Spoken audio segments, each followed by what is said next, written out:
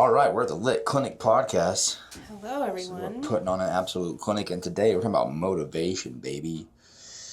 It is Thirsty Thursday, and I'm in need of it. So the word that has been on my mind as of late is endurance, meaning endurare in Latin, or durus is to harden, which means to outlast, to withstand, to persist. And it's going to go across our four favorite categories: physical endurance, aka like being in the sauna and pushing it or running a marathon; mental endurance, which is to hone one's focus beyond what is comfortable to you, to keep going at it; emotional, which is to stay in love and to stay in passion, to stay in positive emotion, like to endure in that also, not to fall to frustration or pain or annoyance. And then also spiritually, like withstanding the storm and doing so in faith instead of fear. What do you think? I think that's great. The 4 pillars. Indeed. And that word, it just came to my mind the other day where I was like, oh, what is going on? And certainly anybody who's been through any mental health condition, whether it be periods of depression, bouts of trauma or anxiety or addiction, sometimes the deep, profound lesson is simply just endurance. And people do not like to hear that. What's the lesson?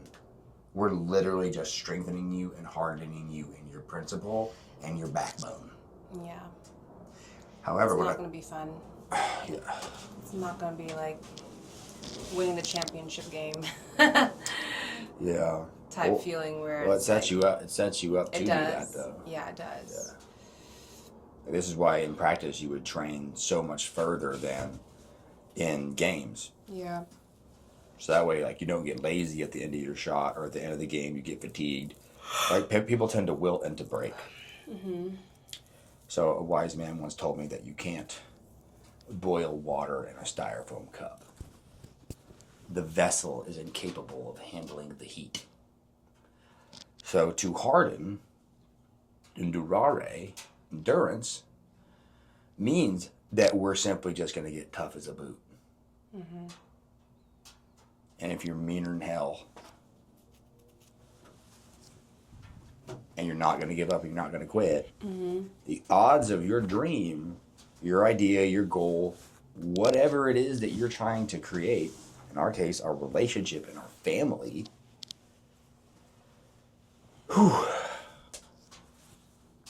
in that instance, it's something that you have to train. And staying in this comfortable life is something that I have not really trained as much. I mean, business-wise, yes. Psychotherapy-wise, yes. But when you get into your 30s, you kind of don't train as hard physically anymore. So you should just push myself to the absolute limits in all those categories. Yeah. Certainly in residency, you're doing all of that. Now, mind you, though, you fizzle yourself and you can burn yourself out, so you got to be careful with this. Sometimes you have too much endurance, you push yourself out of balance with God Almighty. And you'll find yourself suffering just to suffer. Just to prove a point. Just to prove a point. Yeah. So it's a delicate balance between, because there's that desire for control. I gotta do it. If you're not careful, we'll get the best of you, and it has gotten the best of me in the past. And then you injure yourself, or you start to hate what you love or previously liked, which is why I kind of like the idea of enduring positive emotion. I think I heard Joe Rogan say this. He goes, how long can you stay in a good mood while going hard? He's like, you can't just it starts to get hard and you just go dark mode and start being a jerk. Yeah.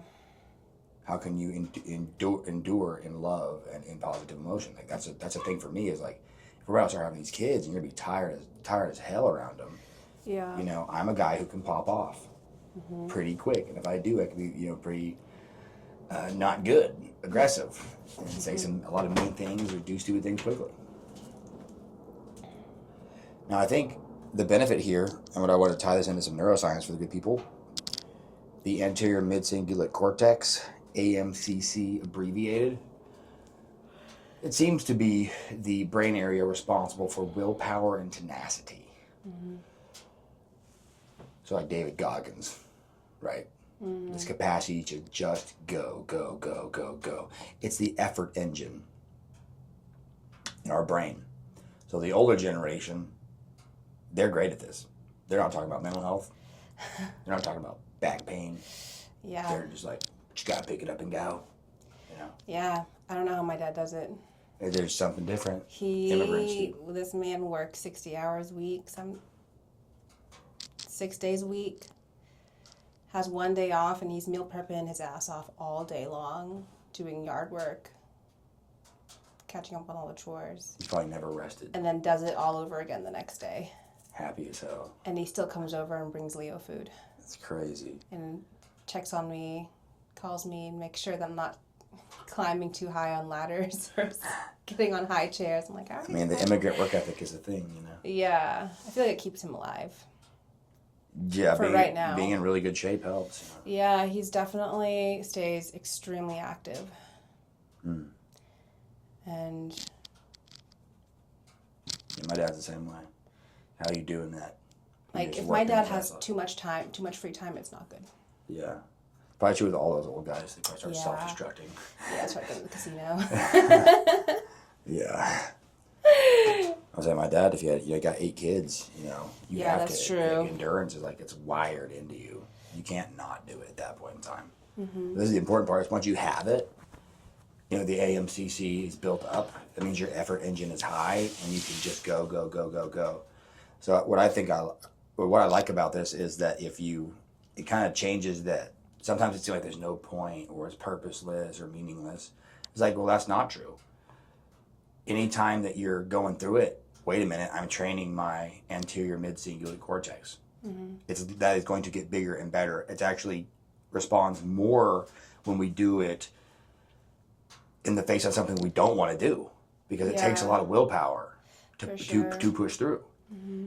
And with that, you're driving a bigger response to it. It's kind of like you're squatting more weight, so then your legs are going to get bigger. Yeah. And it doesn't work as well if it's something you really want to do, because it doesn't take very much willpower or tenacity, does it? Right. The point is that you don't want to do it. Essentially. And you have to overcome that feeling or those thought processes. Mm-hmm. Mm-hmm. And be your coach through it, which can be kind of fun, honestly. Yeah. If you're aware of what's going on. Right, that part. So as soon as it clicked in my brain, Benjamin, this is a season of endurance, it flipped the switch. Yeah. I was like, oh. You're in training season, like, baby. I keep waiting for it to be just like calm and casual. Yeah. And like, bro, it's just not going to be that. Yeah. Like, that is dead and gone. It may not be that way again for the rest of your life. Yeah. For a very long time. Mm-hmm. But if you can find peace along the way, we're good. Yeah. And then if you are good at the endurance component, and not just like enduring, trying not to die, but endurance to thrive. Yeah. And to strive. Expanding. If you do that, you're going to hit the loop. And you're going to be successful. And then you will be rewarded with some time if you take a step back. Mm-hmm. So that's what I was thinking in there when I was doing that extra bit of work. I was like, dude, the difference between ordinary and extraordinary is that little bit of extra. It's literally just that. Yeah. It is just that. It's 5 to 10% more juice, more effort, more passion than everybody else around you and your prior self. So you're becoming the better version of you who has more energy, more capacity, more capability, more frustration tolerance. And it only happens from you pushing the stimulation. Mm-hmm. And then, of course, the necessary recovery. So it actually grows back, just melt yourself. Yeah. So there is give yourself a little bit of a reward. Right. There is a balance point with you must also rest. Yeah. Otherwise, you're just going to keep burning. Yeah, I just don't think that's just not sustainable, no matter who or what you are. Yeah, no. But if we're talking about growing new brains, and creating a new reality, it's like, imagine for my clients or my patients or my friends or even my own self, I was like, can you imagine if you have baseline more effort, more willpower, more tenacity? Mm-hmm. So as that level rise, everything else literally becomes easier. Yeah. So that feeling when you look at the dishes, you're just like, oh, God. Yeah. Or the laundry, or a workout, or like a hard conversation, or work, you're just like, that little bit of ugh. So that's essentially like you don't have enough horsepower to pull the trailer. Yeah. So it's like, oh no, this is going to be really hard. Now, what we're doing is we're increasing the amount of horsepower that you have. So then it's really easy to pull the stuff. So if you have a freaking... The stuff doesn't get lighter, you just get stronger. Right, if you got a 6'3", freaking jacked up 4x4 towing package on it, we're yanking stuff. So that's like my dad, who I saw work pretty much every day for his entire life. Like, dude, he just built like that. Eight kids, there's not really time, anything to sit around and complain, is there? Yeah, think about how you feel about it. We gotta go. Yeah, I was actually just thinking about something along those lines of, I was looking at the house and remembering who I was 6 years ago. I could barely manage an apartment. Right. Keeping it clean. I didn't know how to clean. Or keeping a car clean. No idea. And I remember thinking to myself, when I was at that stage of my life, how am I going to be able to manage a big house? Yeah. If I want a big house, if I can't even manage my own little space here. Progressive overload. Yeah. We went to a slightly bigger house. Slightly bigger. You mastered that. Then a way bigger house. Yeah. But there's no stuff in it. We slowly added stuff. But honestly, now, I mean, the person I was then couldn't have imagined the energy that I have now to put in. I mean, also, I don't work the same job that I was before, so I have all this abundant energy to be creative on how I can organize things, and I actually enjoy it. Yeah. Like looking for things to kind of like go through, purge, and organize.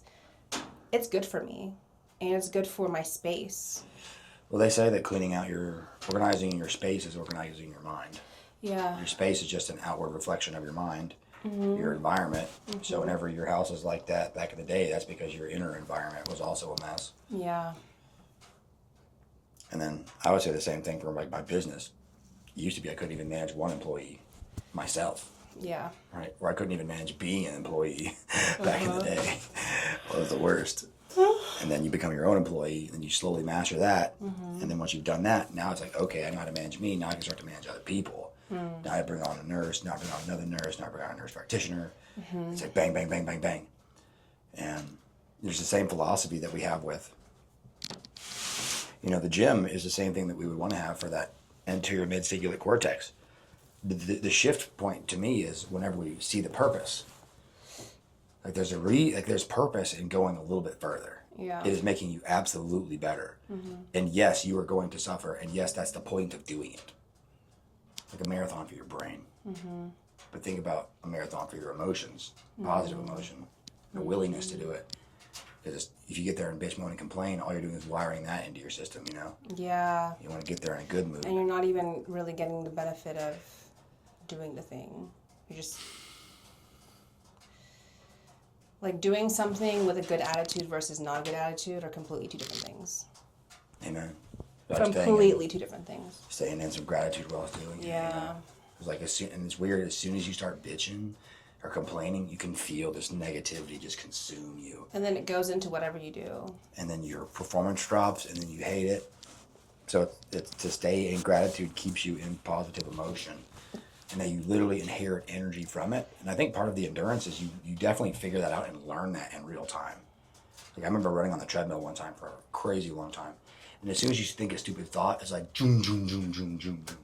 Like you just lose form, you slow down, and you're like, oh God, that thought is like manifesting into a hormone that's like stressing you out, it's slowing you down, it's making you worse. Versus if you think, I can, I will, I must, I got this, I'm capable, I'm able. It literally recalibrates your nervous system, and it's like, no, we're doing this. So that inner coach has got to be on fire during the endurance process. So like the word harden is endure. So like we have to, the spirit that is hard, that is capable, that is able, has to take the place over the one that is not. And there's a battle happening at the edge of those experiences where it's like, am I going to bitch out or am I going to do it? Am I going to bitch out or am I going to do it? And then you choose to do it and choose to do it, and you're literally replacing yourself with that one that is capable. And then just your confidence just blows. Yeah. Like, yeah. The one thing residency did for me is like, bro, I can work crazy hours, dude, without sleep. exhausted and still be a decent human being. Yeah. And that carried over into the freaking entrepreneur space for sure. Like to not freak out on somebody, because like the hospital will make you mad. Because you know how annoying hospitals are? Yes. Imagine being in one like 24/7. And like actually being behind the scenes. God. And everyone else is Being like told what to do. Everyone's lazy around you too, doing the bare minimum, and you're like Yeah. trying to get stuff done. You're like, come on. Yeah. Yeah. So I think for the rest of the month, our child is being born, endurance. I think if we go into it whilst building that, we'll like want to meet it versus being in the backseat. Mm-hmm. That backseat sucks. Yeah. Especially if you got motion sickness. It's even worse back there. Indeed. I think I do. I'm not. The other thing that was told to me in my prayer was, "Captain your ship, dog." Yeah. Everything sucks. Well, guess who's running the show, big bro? Is you. Get off your lump. Like people are like, "Oh, everything sucks. My mental health is terrible. I'm depressed." It's like, whoa. Before you even utter those words, "I'm depressed," are you eating right? Are you sleeping right? Mm-hmm. Are you with the people that you love? Are you doing things that you enjoy and eliminating the crap in your life? Mm-hmm. And if you're not actively doing those things and you are able to do them, you don't get to utter those words. Yeah. You're a piece of shit person.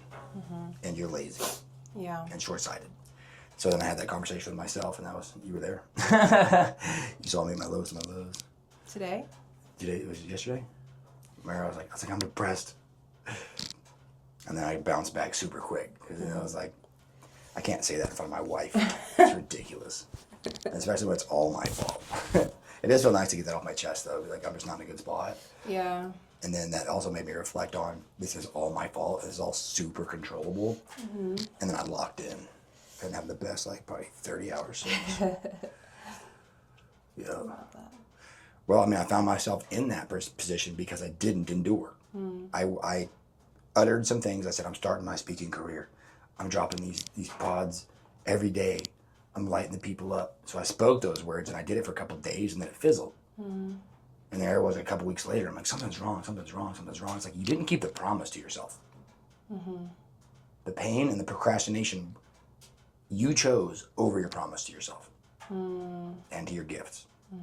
You let the pain and the issues write your story instead of you allowing your promise to. And your body and your mind and your soul knows that.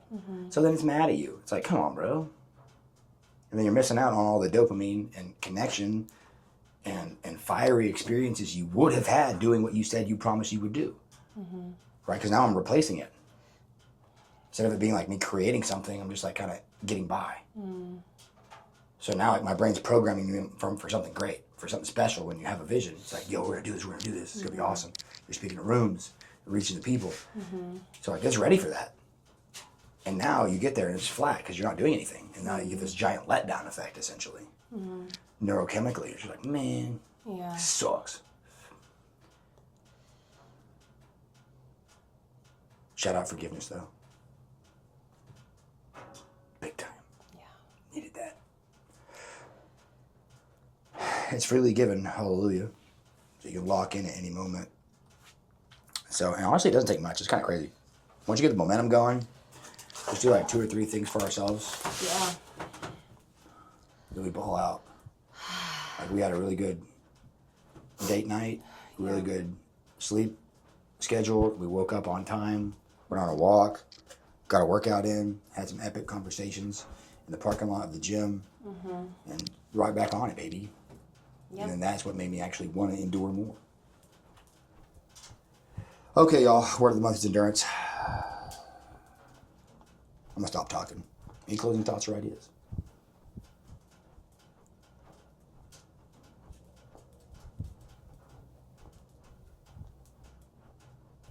Not really. Nice. We out. See ya.